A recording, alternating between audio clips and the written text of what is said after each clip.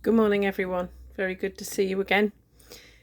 I'm reflecting today on what it means to perhaps follow lessons in life and sometimes to get what we want in life.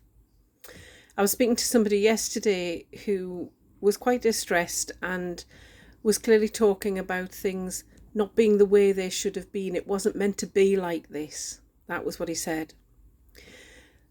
That's always difficult when we face things that aren't meant to be as we'd hoped them to be.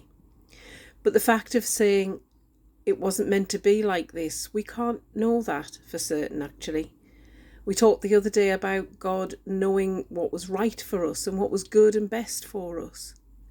So sometimes we pray for things, we hope for things, we work towards things, and they go exactly as planned. And that's a wonderful feeling, and it's absolutely right.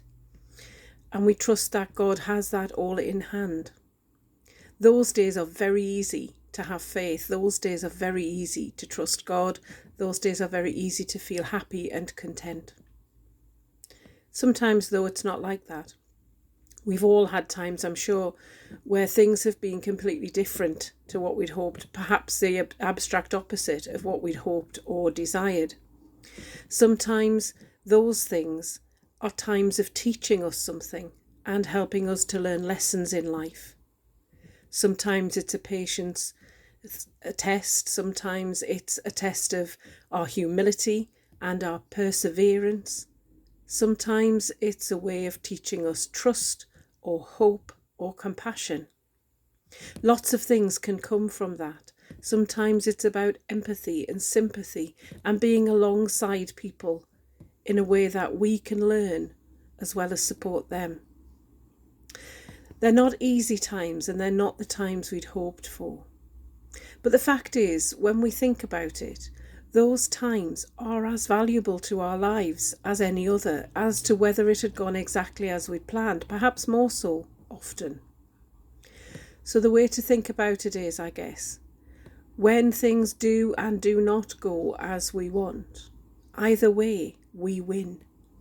Either way, it's a win for us because we're learning something that is helping us to develop more fully into the person we're created to be. We trust God to be the person who is hoping and steering and guiding us. And when we do that, we learn so much because we're open to it. I pray that your hopes, desires, fears, and everything else will be bedded in God and will teach you something of life and the wonder and the glory of who God is and who you are in God.